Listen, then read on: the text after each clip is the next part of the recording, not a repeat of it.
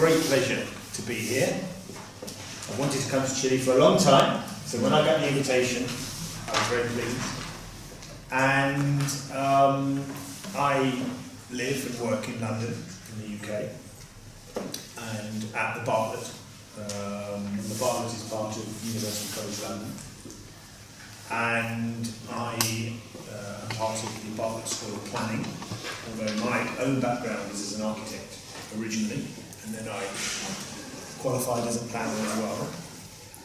And right from the time when I was where you are, just finishing my architecture studies and having to choose a dissertation topic, right from that point to now, I've been very interested in the interface between architecture and design and large-scale city planning. And that's really what's driven my academic interests and career. And I never really left university because I qualified as an architect, and then I did a master's in planning. And then I did what we call your professional practice. You have to do 2 years of professional practice. So I was out working, but you're still studying at the same time. And then as soon as I finished that, I signed up to do a PhD, part-time. So I was working whilst doing my PhD. And then as soon as I finished my PhD, I got a job as a lecturer. So I never really left university. I loved university. So that's me. And yeah, my research focuses on issues around public space, all different dimensions of public space, how we design and how we manage public space. Also, I've done a lot of work which focuses specifically on London. London, very large, complex city, and it can really help to get to know a place really well as a means to understand larger debates in the academic world internationally. And then I've also focused a lot in my research on how we govern design, what I call the governance of design. So, to what degree can the public sector, through planning and other types of regulation, impact on the quality of design in the built environment? So those have been my research interests over the years. So that's me. And now we had in program one of your lectures. Yes, you can do that. So a little introduction. Yes, we all know, but we are this is for us a workshop week. So yes, we are in our course dealing with projects in 2 cities. And today, after your lecture, the students will present what are they, which is the problem from each one, and the proposal that they are working out. This is the program from the morning until 1 o'clock, 1:30. And then during the afternoon, we will work, because the idea of this week is that they can work very intensely in the project, so to bring a very hard step to come out with we define the main aspects and the lines to develop the proposal. okay. So sounds okay? Yes, it is okay. To say something. Today we will work on large scale, and tomorrow we will attempt to work in small. They are in a very, very hard challenge. They have to work this year in a master thesis and also in an art project to become the master of all the architecture types. So this year is their degree. This is their degree work. Okay. Both master and the 5 ones that are not architects still. They have to So this is the general context from our work. And the focus of your project this week is on the street, is it? Street? On streets, Yes, because our workshop or our course is called Mobility and Urban Development. Right. So that is to formulate, to propose some interventions, urban interventions that come out from the opportunity of a new transport infrastructure, but more and more deeply new opportunities or changes in the way how people move through main access from the city. So we have two places, one here in the house of Santiago, I will explain it in more detail, and the other one is in the north, 400 kilometers Right. to the north. Yeah. There is a conurbation. The word in English, Yes. conurbation from two cities, La Serena and Coquimbo. Between the two, there are 400 inhabitants, 440 inhabitants. And they will be, and there the project is for a tramway that connect the two cities in a better way because they have a very, very low transport service, services, public transport connectivity. service. All right. Yeah, public transportation, Transportation, transportation, public transport. no, Transportation. Public transport, public transportation. transportation in Yeah. USA.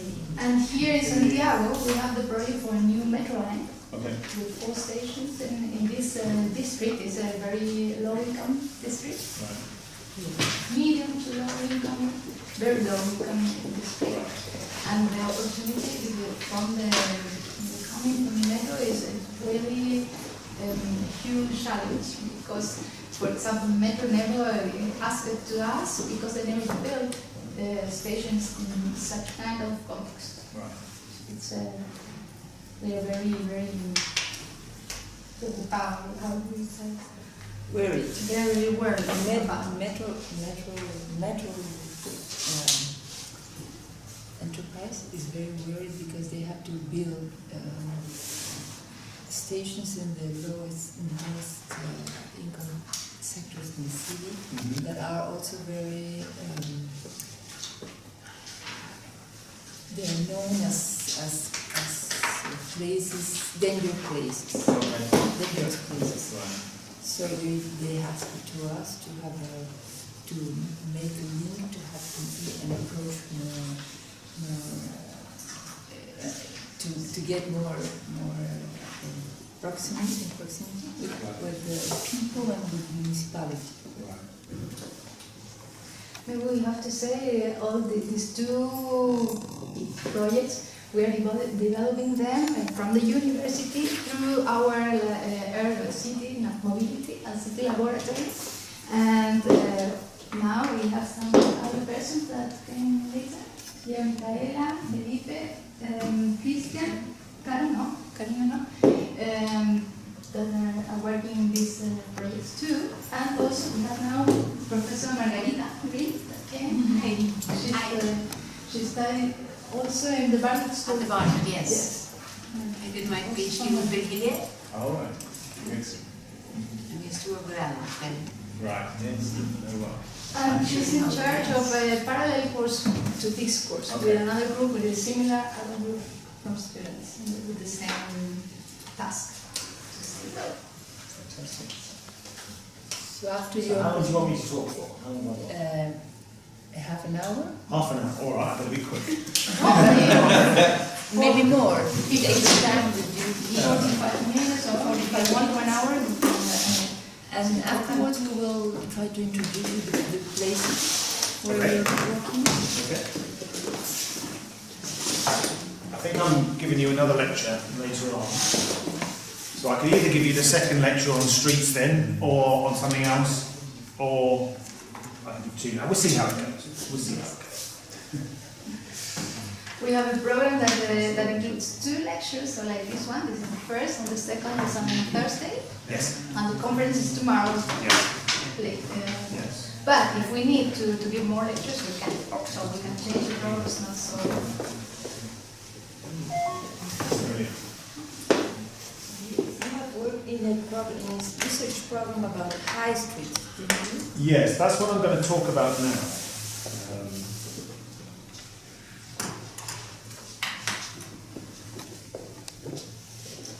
So I'm going to talk this morning about a project I did a few years ago now, which was looking at a particular type of street in London.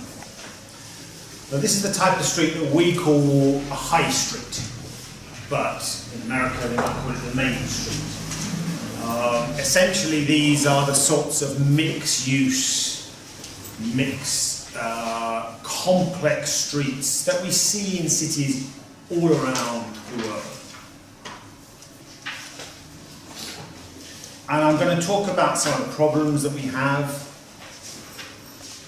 but mostly I'm going to focus on the potential of these streets, because these are really fundamental pieces of urban thought that add tremendous value in different ways to the city and to people's lives. So as I say, in the UK we tend to call these high streets. They're mixed streets, they range... How many of you have been to London? A few of you. So if you've been to Oxford Street, that's the big shopping street, that's a high street. That's a really big, important high street. But right at the end of the scale, there's much smaller, very local high streets that are still mixed residential streets. And we see them all around the world. You have them here just as we do in London. And if we think about these in London, then these high streets very much capture the dynamism of the city. They're the places that you tend to go and you walk along, tourists go. They have a huge variety in the activities that go on there and the uses that go on there. But we also see tremendous contrasts in the types of those cities. As I say, from somewhere like Oxford Street with big retail and tourism and so forth, to little local high streets with markets and so forth. They're the responsibility of many different organisations, and therefore they tend to be rather ignored because nobody really has the ultimate responsibility for these spaces. How we manage them is very complicated in our world. Now in the UK, when we think about these places, we tend to have a sort of idealistic view in our minds of what this type of high street might be. So this is one London street from 1911, an image from 1911, Putney High Street in West London. And it all looks very civilised, very genteel, with shops and so forth. And this is the same place today. It looks much busier, lots of traffic. Thank you very much.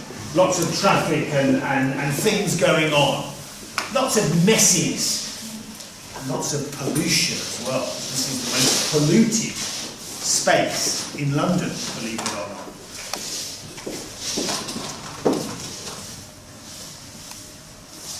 Acoustic pollution or? Sorry? Acoustic pollution? No, from car fumes.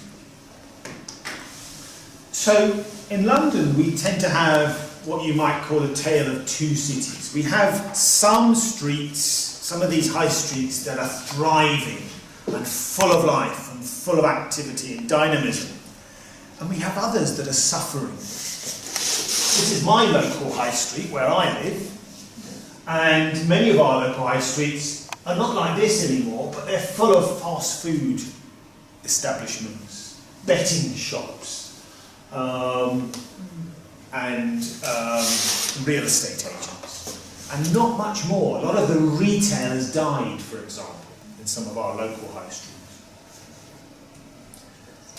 And when you read about our high streets in the press, there tends to be two quite contrasting narratives that you read about. One is that these are places that are congested and polluted, deprived, dilapidated, dirty and ugly, old-fashioned. But the other narrative is that they're vibrant and inclusive and much loved, full of character and diversity. They're social places. So you've got these contrasting narratives very often that don't seem to really gel together very well. So this piece of research that I'm going to talk about was trying to look at what was the real story in London, in these complex mixed streets, and what is the potential of those streets for the future of the city? Because many of them are very historic streets, but they also are part of the city's future as well. So the aim of the research was to develop a better understanding and insight into the functioning of these mixed high streets, thereby to identify the role of the high streets in supporting London's future sustainable growth and development. What did we do? Well, we did a literature review and a policy review.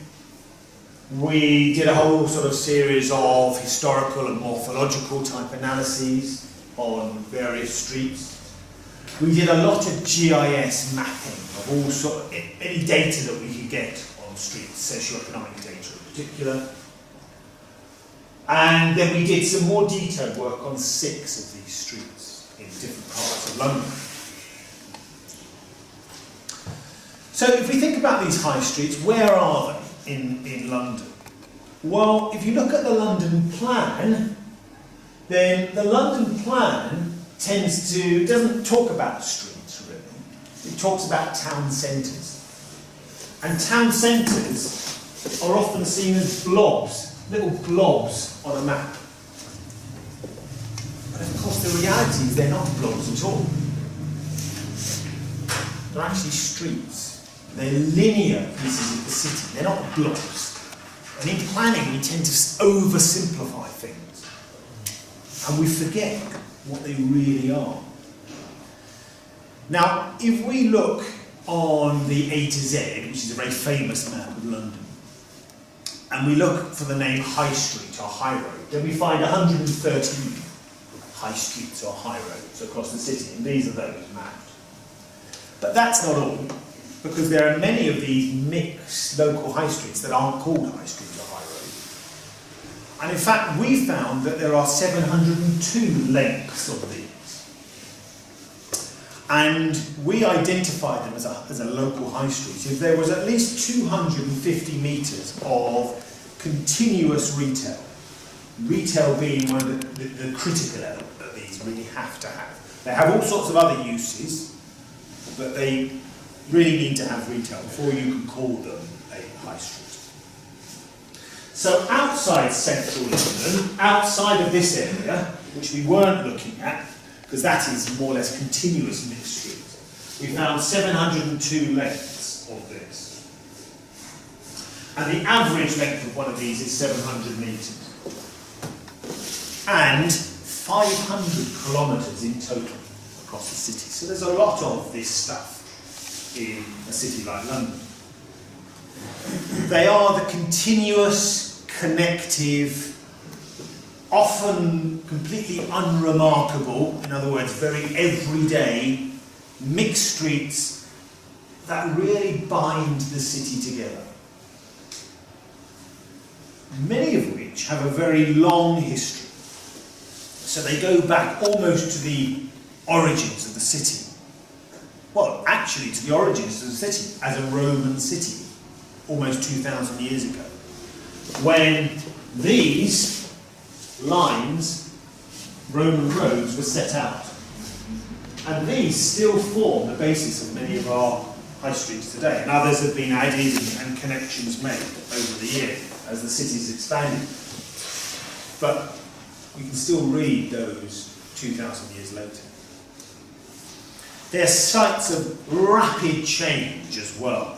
They have a very long history, In recent years, they've changed a lot, particularly in terms of their use as retail centres. The types of retail has changed. The market has changed. And they are truly mixed. So you won't be able to read these, and it doesn't matter. The point it's making is it's not just retail. So in the 6 case study streets that we took, we actually found there was a mix of 2 to 2 to 1, retail, office, industrial uses. So you might go along all these streets and think they're just retail streets, but actually there's a lot of other stuff going on there as well, often above the retail. There's a lot of office use, there's a lot of industrial uses as well. Within a 200-metre block. So what we were interested in is that single block either side of the street itself. An incredibly mixed morphology. When we started tracking the different types of uses and how those relate to the street, and we did a lot of work on sort of morphological patterns, but fundamentally what they all really have in common is that they are all this long, there's a street with this continual crust of very mixed uses along its length. So this thin crust of very active, very mixed use, this single block depth that goes throughout the city. And so what you tend to see when you're walking along is you see this bit, but behind there's all this going on that you don't see, which is incredibly diverse, incredibly mixed. It's not mapped anywhere. You won't see any of that in the London plan, for example. Until we did this research, nobody really knew what was there or what was really going on. And it can be incredibly useful to try and understand your city by actually looking, drawing like this, and then just thinking about all the different activities that are going on. So these streets amount to 3.6% of London's street network. But on that 3.6% of London's streets, 1.5 million Londoners work outside the city centre. That's more people working on those streets than in the core of the city itself. And there are more businesses located there than in the core of the city as well. And they tend to be quite small businesses, quite dynamic businesses. Sometimes they come and go quite quickly. So very small businesses. The average just 8.5 employees per business. But sites of great innovation and competitiveness and local sustainability, because it tends to be people in the local areas that are working in these local businesses. There are also places of great character and familiarity and social exchange. People living in the surrounding area use these streets and they know them, they get to know them well. They meet other people on those streets. They campaign politically. So we found the reasons for going to these streets, only about a third of the reason that people were on these streets was for shopping. The rest is a whole series of other things to do with work, meeting friends, leisure activities, catching the bus, just passing through and so forth. And they're part of a sustainable movement network, because these are often the streets which are best served by public transport, by buses or the tube network in London. Although there are some unfortunate side effects from all this activity and all this mix, not least pollution. So almost all of London's local high streets have concentrations of nitrogen dioxide well above the European Union's safe levels, and particulates as well. So there's these problems as well, and a lot of London's less prosperous populations live on these streets, and they're breathing in this cocktail of pollution. So there's equity issues there as well.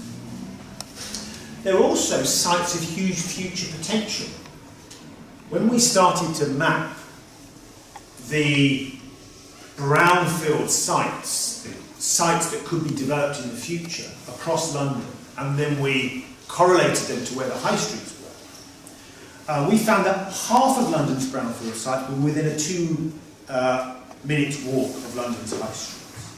Often quite small sites, so they don't necessarily appear on any planning map, but they're there and they're ready, they're great potential for the future. But sort of hidden in planning terms, because nobody is actively mapping these very small sites.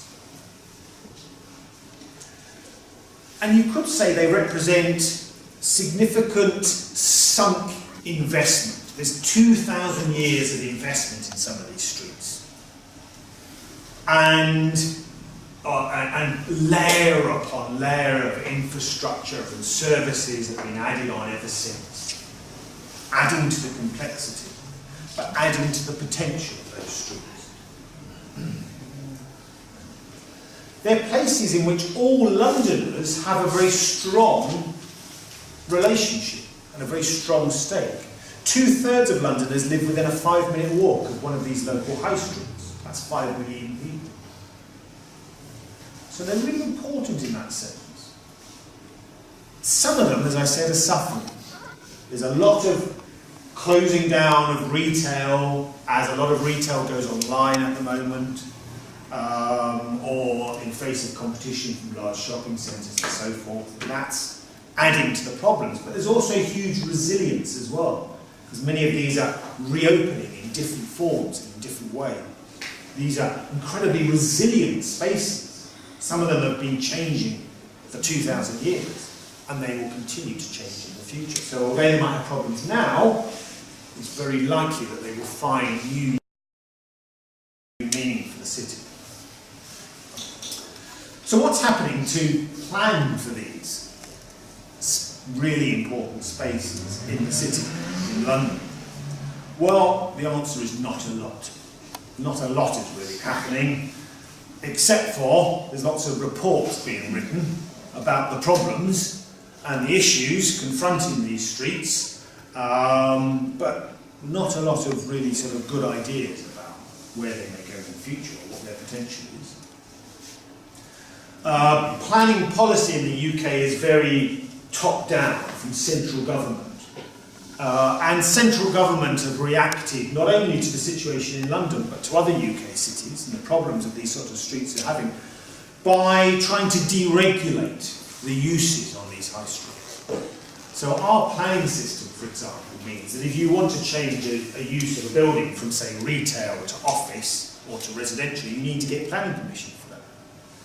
And our current government's response is to try and deregulate that, to allow more flexibility. So if it's no longer required for retail, it can change into something else. And you might think that's very sensible, and very often it is. And a little bit of more flexibility is what's kept these places resilient in the past. But there are also some problems as well. One of the problems is that to live in London, to buy a house or a flat in London, is so expensive that if you give any flexibility, then almost everything gets turned into residential overnight. So you have to maintain a balance. And so there's some issues there as well. As I said, these spaces are often largely invisible within our planning frameworks for the city, at the London-wide scale and within our boroughs as well. So London has a mayor of London who produces a London plan, and then we have 33 boroughs who also each produce a plan, and many of those have very little to say about these sorts of streets. Again, they tend to, you see these blobs on the map, and not much more. No sense that actually this is a city made up of streets and spaces, and they have physical form. And that form dictates to some degree what can happen there. Why is this? Why is it so absent? Well, one of the reasons I would contend is because of their complexity as spaces. If you think about them, they have four key elements. They're pieces of physical fabric, physical things. With the street itself, the buildings that line them, other elements that sit in the streets.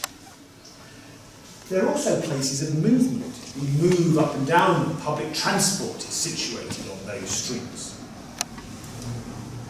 Private cars go up and down. They're places of real estate, all sorts of property along the length of those streets, owned by many, many different people and in many, many different uses, and that's another layer of complexity. And they're places of exchange, social exchange, economic exchange, cultural, political exchange. So there's these four dimensions that relate to each other in complex ways and are really quite difficult to understand. In London recently, we've seen some moves to try and address in a more positive way the potential of streets. Our former mayor, our recent mayor, all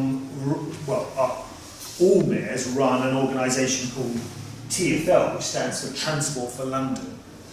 And Transport for London, for many, many years, has taken a very crude approach to the planning of streets. They've just seen them as movement spaces for cars, mainly. But in the last 10 years or so, there's been a gradual move to see them also as places for people. And so now, recently, there's been this framework adopted, which is a movement place framework. And every street in London has been mapped according to its place significance and its movement significance. So, somewhere which has a very low place significance and a very high movement significance might be a motorway. It's all about movement. You don't go there to do your shopping or to meet your friends. It's just about movement. At the other end of the spectrum is somewhere which, the other end of the spectrum down here, is somewhere a local street where you might live, which doesn't have a lot of movement and is mainly local as a place, in terms of its significance as a place. High streets are sitting somewhere in between here, at high road, city streets. They tend to have quite a lot of movement, but a lot of social activity as well. And those are the most complicated spaces to plan for as a highway authority. But the city is now trying to grapple with this complexity of different types of streets for the first time. And there's also been a fair amount of investment made by the former mayor. The current mayor hasn't really announced anything yet. But the former mayor has put together a series of funds and it started to invest in these streets to make them better places. So £70 million, £41 million, £50 million fund, which sounds like a lot. In fact, it's not a lot, really, because if you look at just one shopping centre, we have a number of these big Westall shopping centres opening up, and just one of those recently opened up, which cost £1.6 billion. So these sort of sums that the public sector is putting in, 70 million, 41 million, 50 million, is actually not much compared with those sort of huge investments that the private sector is able to make in parts of the city. What about the future then of these spaces? Well, as I say, London's high streets just account for 3.6% of the road network. But I've argued they're some of the most important spaces of the city and some of the most sustainable spaces of the city. They also have, as I've shown, huge growth potential, strategic growth potential for the future. And they are of huge local significance to the people who live in, on and around those places. So we need, I would argue, to prioritise our investment. And instead of thinking these are too difficult to deal with, we need to grapple with these really important spaces. To do that, I would argue we need to have a more sophisticated view of what these streets really are. They are streets embedded within a hinterland that feeds and shapes the space, whilst the resulting corridor is continuous and connected. So much of our planning sees them like this, either a blob or just a sort of area like this with a designation around it. But in fact, they're not like that. They're places with hinterland that feeds the street. And that hinterland, those single block depth, is more important than the street itself in terms of the activities, range of activities that go on. And so we need to have that more sophisticated, more complex view of these street spaces. And this hinterland spreads beyond just that narrow retail crust. And so instead of seeing these streets as a barrier or a dividing edge, we should actually see them as seams that gel the city together, tie the city together. So in other words, not just that, it's not just that, it's that as well. It's what goes on above the retail. It's not just the retail, it's what goes on above. And it's not just that either, it's what goes on behind in that block depth. All that variety and activity that's going on there. It's not just the street itself. It's not even that hinterland either. But it's the fact that these streets often go on and on and on and on and on throughout the city for many, many, many miles, tying the city together.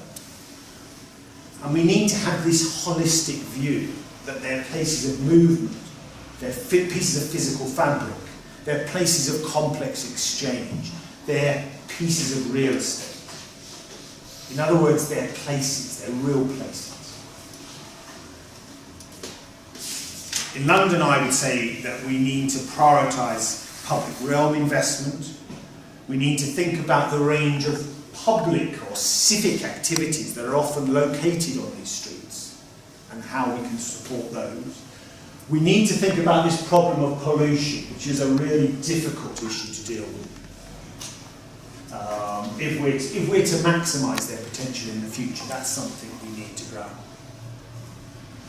We might think about, instead of designating blobs on the map, that we have linear designations through the city in planning terms. And building coalitions of interest, because there's many complex individuals and organisations and parties and businesses that are subject to the way these streets are planned. What will they look like in 20 years then? Well, perhaps they'll look like this. Perhaps they'll all be shut down and nobody will want to use them anymore. I hope not. Perhaps they'll look like this. I googled the future high street and this is what came up. Very strange. Nobody there, which is worrying. So I hope they won't end up like that.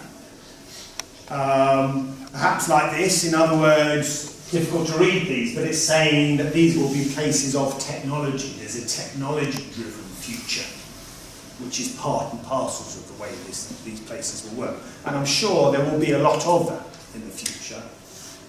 Most likely they'll be like that, which is pretty much how they are today. In other words, vibrant, resilient places that continually find a new use for themselves in the face of pressures.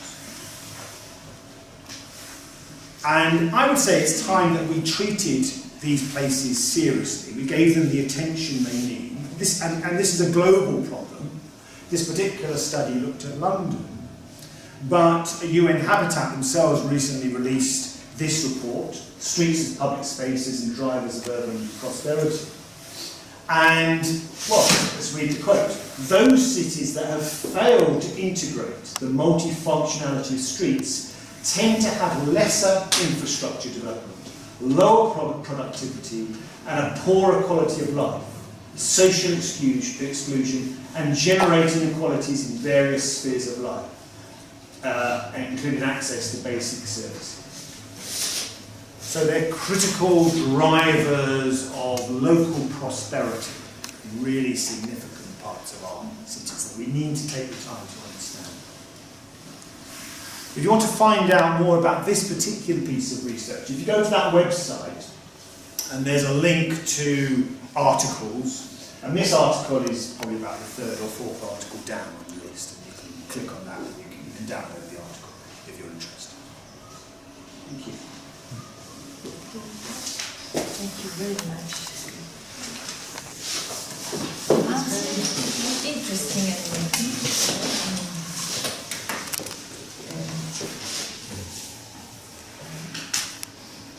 and very enthusiasming. I don't know when you say it in English. Presentation. I think that the students must have lots of questions. I have one, but it will be up to them. Maybe you should open the asking period. Asking the first question, always the best. Ask the first question. But it was a question that was inside your presentation. Yeah. I didn't, when you speak about these hinterlands of high streets and their potential, you haven't identified their relationship with brownfields. Yeah. And but why? What makes these relationships? What is the? Why have this situation happened along the history? It's largely because, as London has moved from an industrial to a post-industrial city, a lot of the sites have changed uses recently from industrial to other uses. And a lot of those, often quite small, were situated along these streets. So there is a direct relationship to many of these streets. But what mayors of London have tended to do is they've tended to focus on the very large sites, which can be easily developed, which are often away from these high streets and not particularly accessible. Places like this here is Docklands. This is where Canary Wharf is. No high streets there. This is all industrial land. Or here, this is Greenwich Peninsula, all very large industrial sites. Or these parts. So mayors have tended to focus on those because those are the easy areas to develop. Yes. Much more complex to develop lots of little tiny sites all the way along the length of these streets.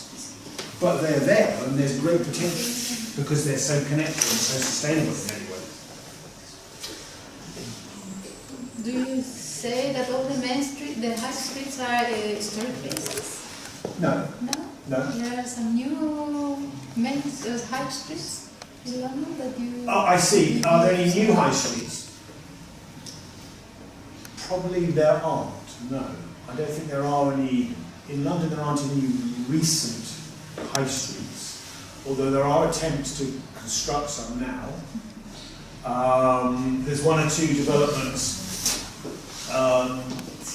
There's a huge development just here on the old Battersea Power Station, which is going to have a high street.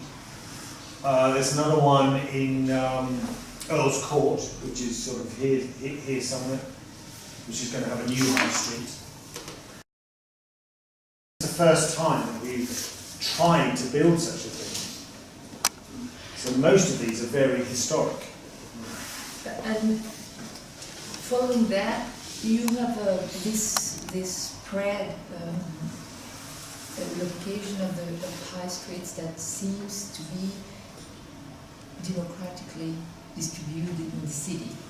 I look at it like that.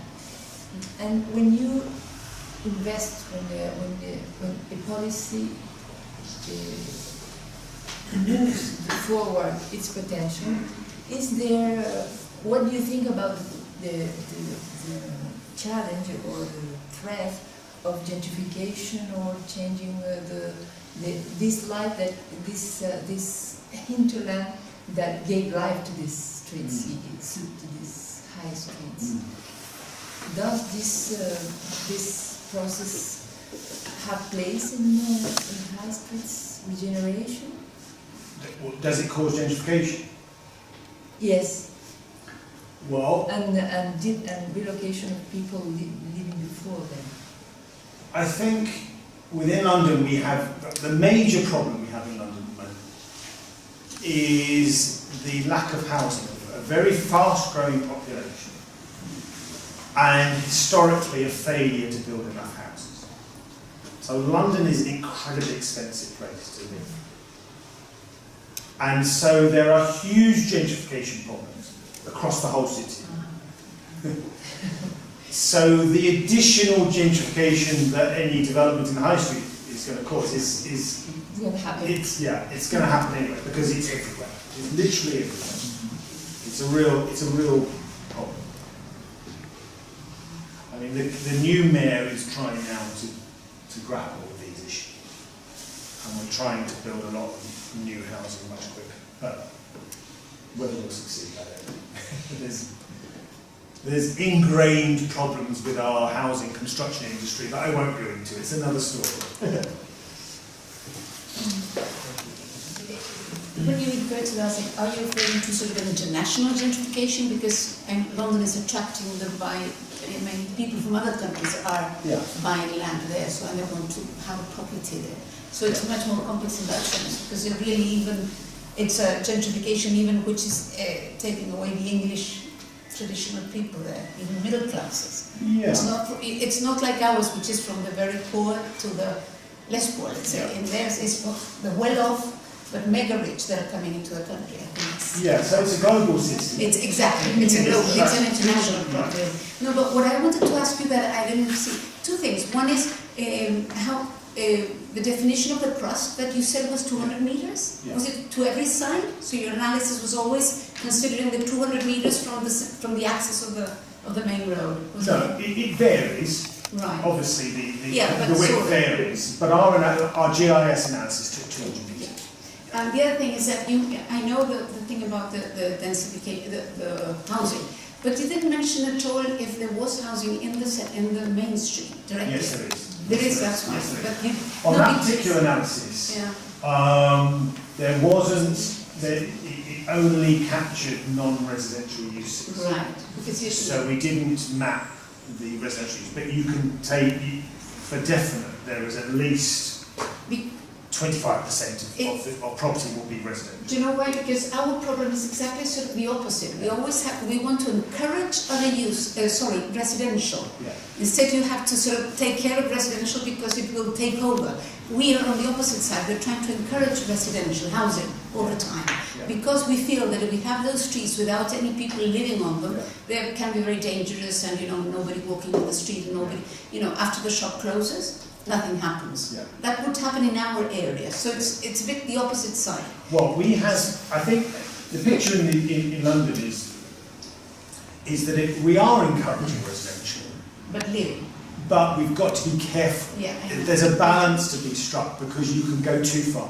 And if you literally let everybody convert their office buildings to residential, then there won't nobody be working in London. No, I know. And some people say the market will take care of it because if there's not enough office space, then the price will go up, and then people will stop converting. But it's market is difficult sometimes. No, I just wanted to make that clear because I don't think that the students here will understand it. That because for us it's exactly the opposite. People want to have something turned into commerce or office because that raises the price of the property, which is the opposite to your case. So that's a bit difficult to understand. So residential and is it's the most investment of profitable. people that are coming outside, basic habit, etc. That they buy all the property. Chilean people have recently accepted to live in a residential building with commerce in the first level. Sorry? People in Chile is Yeah. resistant to live in buildings that are mixed uses with So retail. this sort of thing Yes. Because quite often people living up here, or it might be offices or something, or sometimes it's offices. No, and in London they would be happily living up there. Yes. Everybody. And also, if I wanted to go on another, pero la pregunta que quería yes, hacer. I wanted to know if this kind of street could be rebuilt in the in the sense of this proposal of maintaining or recreating high streets, and if they are rebuilt, all the their structure should be maintained. Well, what tended to happen, and what we found is most of the opportunities, not necessarily here, it's in here, it's all this stuff. Okay. Now, sometimes that will project through to particular buildings, and this is obviously quite a historic street. A lot of our high streets And aren't they're all like, very protected. yeah, a lot of them are very mixed. Planning is very strong there also. Yeah, but I mean, you look at this high street here, you know, these are very historic buildings, but these aren't. And, you know, there's look at that great big brownfield site behind there, you know, so there's lots of potential in these sorts of buildings along the street.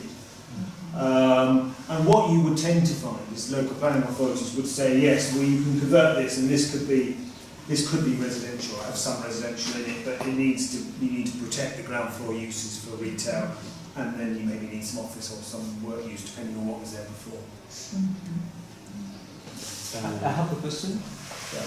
You were proposing a new way of seeing this kind of street, but have you developed a bunch of project strategies or kind of projects? Because you were talking about just before that you were trying to open a new high street, but that's one kind of project that you could do in this high streets. Which other kind of project are you trying to do in these places that you have mapped? Well, we've studied these high streets with my students, and they've proposed all sorts of different projects and on different high streets. And also, as part of this original project, we had some project elements.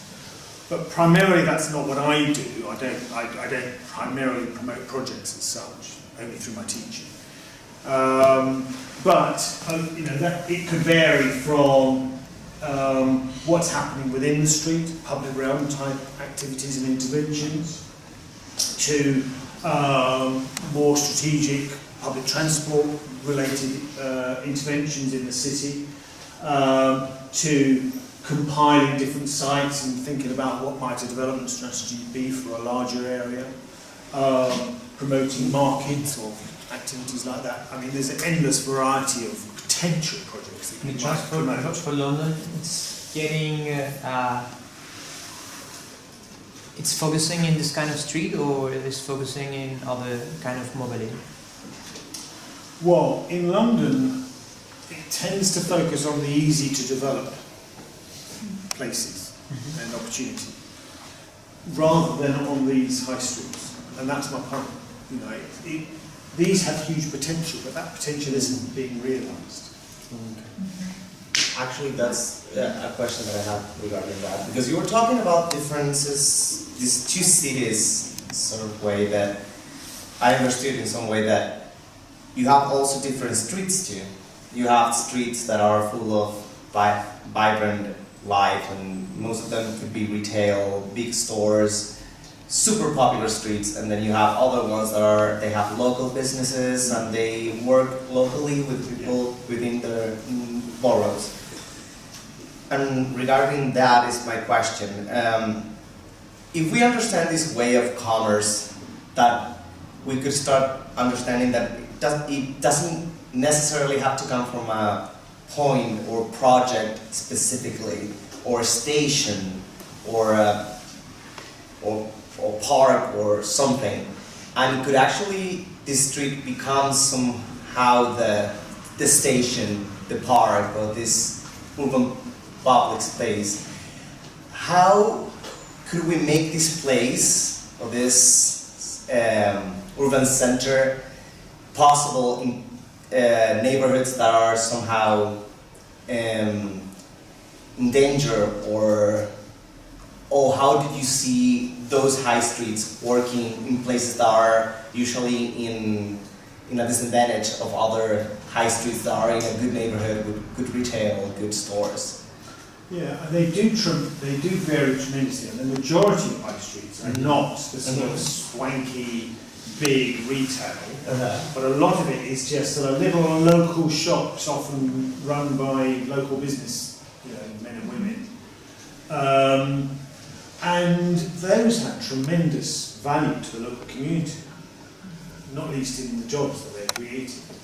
And so it's not all about projects. Sometimes it might be about getting your management strategies right to protect those types of activity. And those managements of those strategies come from the neighborhood itself, or borough policies, or?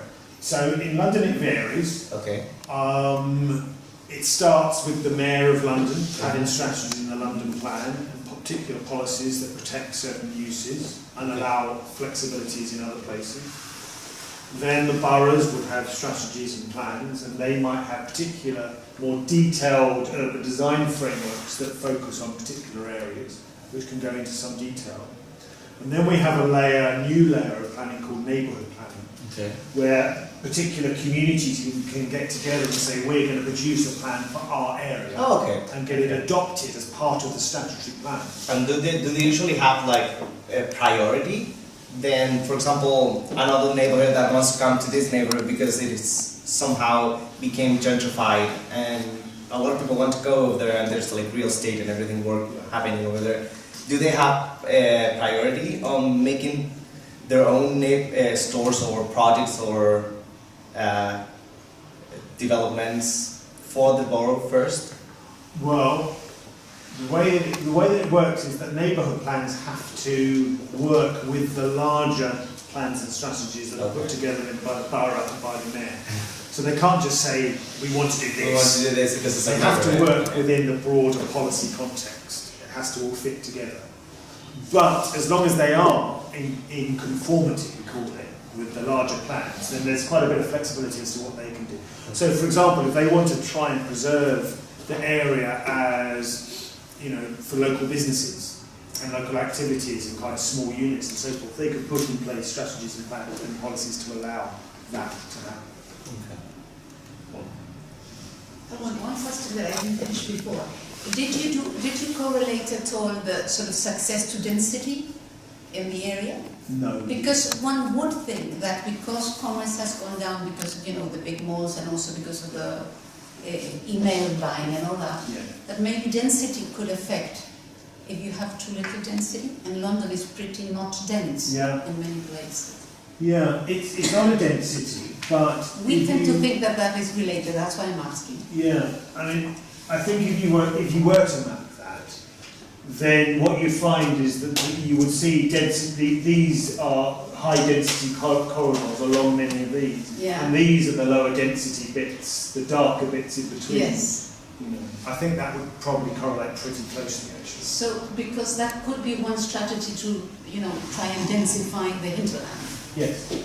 Yeah. Couldn't. And a lot, because these are very good public transport, they're natural places to densify. And London, because London is surrounded by a green belt, I know. we have to find the space to develop to house the population within the city. So we have to densify. That's the only strategy, really.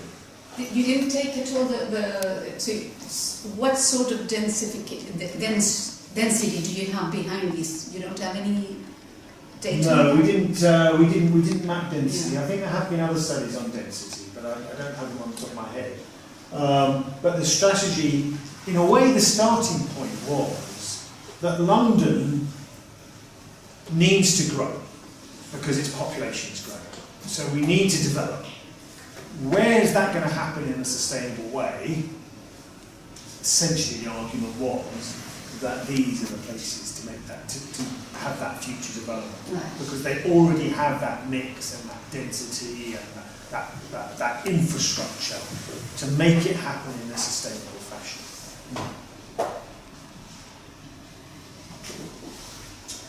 Sorry. What sort of strategies do you, like physical, actual physical changes can you make on these high streets to make them come to life again if they're dying? Is there any kind of like things that you have seen or studied with your students also about, I don't know, how to make a street better, or the sidewalks or the businesses? Well, I think some of it is physical. That a lot of these streets have been really badly managed over the years and managed in favour of cars to such an extent that some of them it's really quite difficult to walk down as a pedestrian. You know, you're walking on little tiny pavements and the cars have got all this space and you've got this space. And so there's a rebalancing of space, a physical rebalancing of space that needs to happen on some of our streets. Some of it's about the mix of uses. So certain things have shut down. My local high street, for example, our local borough, local government, are developing a cinema on the high street. It's very unusual. And you might think, why are they doing that? Well, they see that as a way of bringing people in to use the streets. And when people come in to use the cinema, they'll do shopping and so there are, you know, you can be quite creative in the sort of strategies that you might think about to try and make these places a bit more lively. But I would say that they have a certain inbuilt robustness. They tend to be quite resilient places anyway. So even if you just leave them alone, it's likely that they will regenerate themselves. In the future, Yeah, because other people will come along with different activities and uses that will fill in some of the gaps and so forth. And you see that. If you compare London with some of the other provincial cities in the UK, then there's actually much less vacancy in London than elsewhere, simply because of the concentration, the density of people needing space. And also you have a lot of very strong, I mean, compared to Chile, for example, or to Santiago, you have very strong planning laws. So you cannot just do anything. You cannot have, for example, you cannot have a supermarket with a parking towards the street in a high street. And if you have a cinema, I'm sure they can put the parking towards the street. Yeah. I'm sure they left it. It wouldn't be allowed. Well, in Chile it is. You won't have big retail selling cars in the main street. It wouldn't be allowed. So they have a lot of control that we don't. You know, we have almost a complete laissez-faire in that respect. I mean, our planning generally only does not allow certain things. That's as far as it can go. So you cannot have a cemetery in the main street. Yeah. That's prohibited. But you can have a sales selling cars, with massive cars, and you can have a parking with a supermarket behind it, and all that sort of thing that can destroy a street. So it's the opposite. They are very restricted. Planning is very strong in London, in England. Well, yeah. Compared to us, I mean, it's Probably really compared to you. strong. No, compared to us. But not compared with many other European Yeah, I know. countries. Yeah. I mean, we always think that that the UK is very flexible in that. You don't know us. No, in that it's flexible in one sense, in that we have a discretionary planning system. That means that any particular site, any particular site in a place, if I put in a planning application for any of these, to say knock this down and put in office, the fact that this might be designated as residential doesn't matter. You still have to assess and judge the application on its merits. We have a discretionary system. It's not like the system a zoning system, where in Japan or parts of the US, where if it's designated for a certain function, that's all that can happen. So we do have that flexibility, but at the same time we have, for example, very strong conservation controls. And a lot of London is quite historic, and so you can't just knock anything down, just rebuild it. It's quite strong controls on those sort of aspects. For you, planning was always the most difficult part. I mean, I worked when I was just qualified here in England, and passing the planning authority was by far the most difficult part. Once you had planning, you knew you could build. Building regulations, you can always work it out. Yeah. But planning could be impossible. They would say no, and that's it, you can't do it. And you have to, the color of the brick, the color of the window, everything has to be approved by planning. Yeah. It's really strict. It's something that you cannot imagine as a Chilean because we have almost none of that. Nothing. You can build whatever. If it's allowed, if it isn't written that you cannot do that, and even if the local authority, whoever, mayor, doesn't want that, he is not allowed not to, it would be illegal for him not to allow it. Do you have a zoning system? Is it a zoning system you have here? Yes, it's pretty bad. For example, Itacura, one of our main roads, could never have been built in England. You know, it's a very important main street. It used to have that, and it has been completely destroyed with a retail of cars, and or all sorts of funny things are happening there. And even if the major, I'm not saying because I don't like him either, but even if the major didn't like that, he couldn't have stopped it. He doesn't have the instruments to do it. I have another question, Yeah. a more practical question maybe.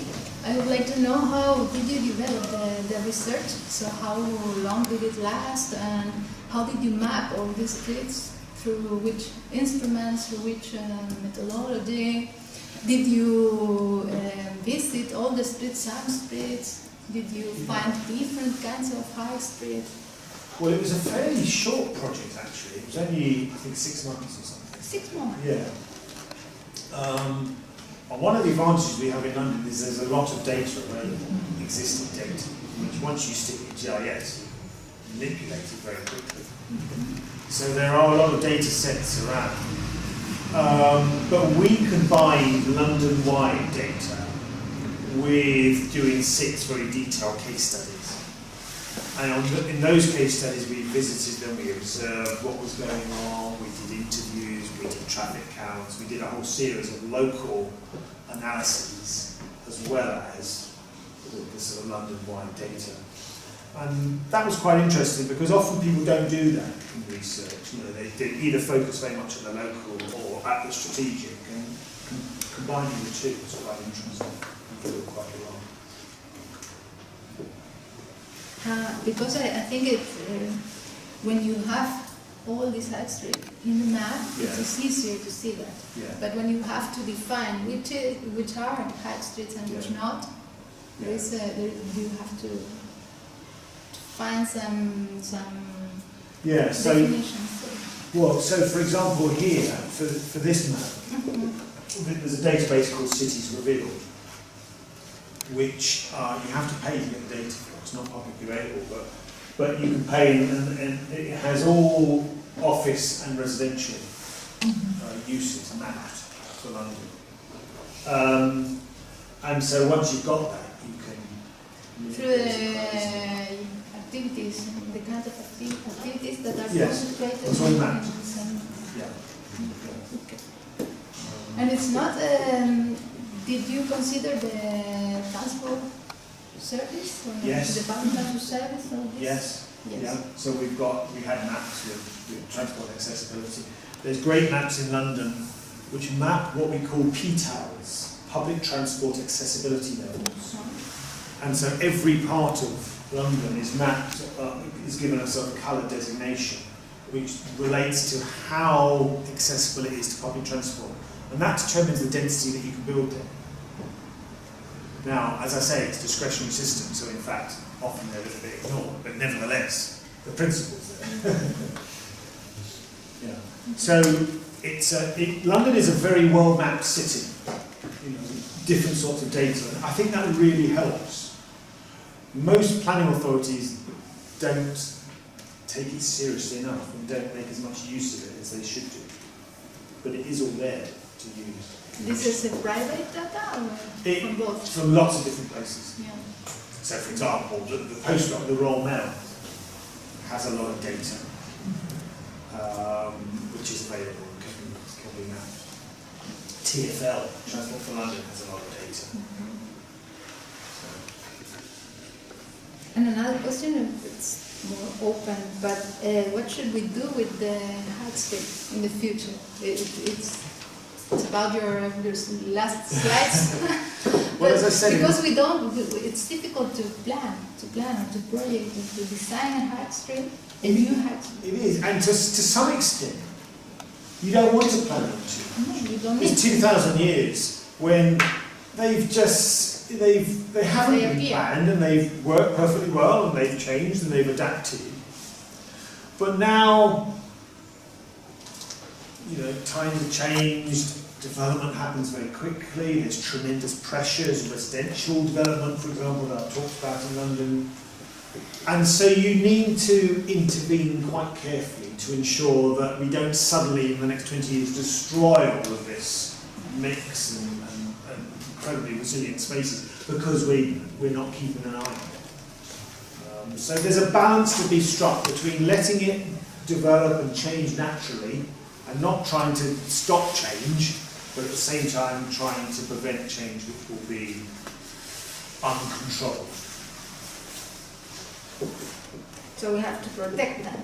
It certainly needs some protection. It needs some heritage protection, but also needs some protection of the mix of uses. And there's a lot of concern at the moment that industrial uses in particular are being stripped out of London. And you might not think London is an industrial city, and it's not if you compare it with some other cities, but there's still an incredible amount of little small-scale industrial uses going on, whether it's making sandwiches or building bicycles. It's all still going on in the city, and that's an incredibly valuable activity to have if we can maintain it. Okay, so it's not about management and governance and, A lot about that. but with the central problems there is many little business people are involved. So it's not a governance of 2 or 3 people. It's about organizing. I don't know how do you organize something like that? Is there out of your research? Did you get to propose some policies, strategies, or something like this? Yes, we had some headline strategy that we did propose, but I think a lot of at that level, because these streets are so complex in terms of their ownerships, the property ownerships, you need mechanisms like business improvement districts, which can bring businesses together so that it allows them to speak as one about what they want to see the future of the high street in which they've got their business. And parts of London that have those type of management regimes tend to be more successful. So a lot of it is just quite practical, not particularly exciting management and governance type things that need to be put in place. But there's also opportunity for some more exciting, more interesting design interventions as well in some of these cities. This particular high street in East London, for example, we have, from 2018, we have a new rail called Crossrail, a new line opening up, going right across London. It's huge new, it's going to increase London's public transport capacity by something like 10%. It's just this one line, it's huge. And where the stations are opening up, including on this particular high street, is going to have a dramatic impact on the whole area around. So in places like this, there's some quite interesting design work going on to think about what impact that's going to have on the place. So sometimes it's quite run-of-the-mill and quite uninteresting. Sometimes it can be more dramatic. So a question, between the stations that they are going to build, what do you think is going to happen, or for example with the use of the land or with the densification? Do you have some lines of what could happen? Or? Well, generally the strategies that are being promoted are to densify around the stations. Yeah. Or housing, right? Well, for housing, but also for commercial office uses as well. The problem we have in London is whenever you insert a new piece of infrastructure, a new rail line, you're inserting it into places that are already developed. So, and it's impossible for the public sector just to buy up large parts of the city. So they tend to be reliant on the market to just do it, to densify over time itself in a rather incremental, unplanned way. And many people argue that London is an unplanned city. Things tend to happen just incrementally. Yes, we have a plan, but that plan is very flexible in what it allows to happen. There's no grand physical strategy for the city, which you might have in some cities. So many people call it an unplanned city, and to some extent it is. I have Last question, and then we make a little break. I'm curious, have you found any relationship between the different kinds of high streets, if they're working well or if they're in decay, with race or different segregation of people?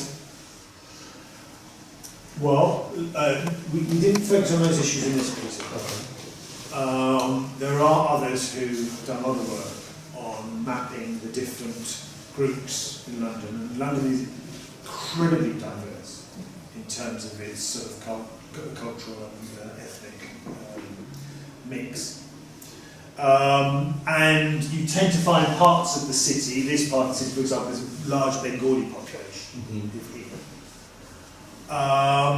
And when you start to think about what that might mean in terms of planning for that little city, you might want to adopt different strategies to another part of the city with, I don't know, a big Jewish population or a big Italian population or something, you know.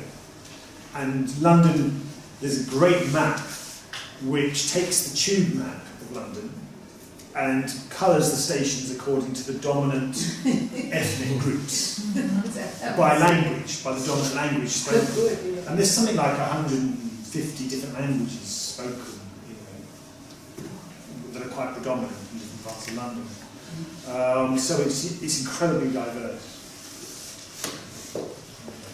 Great.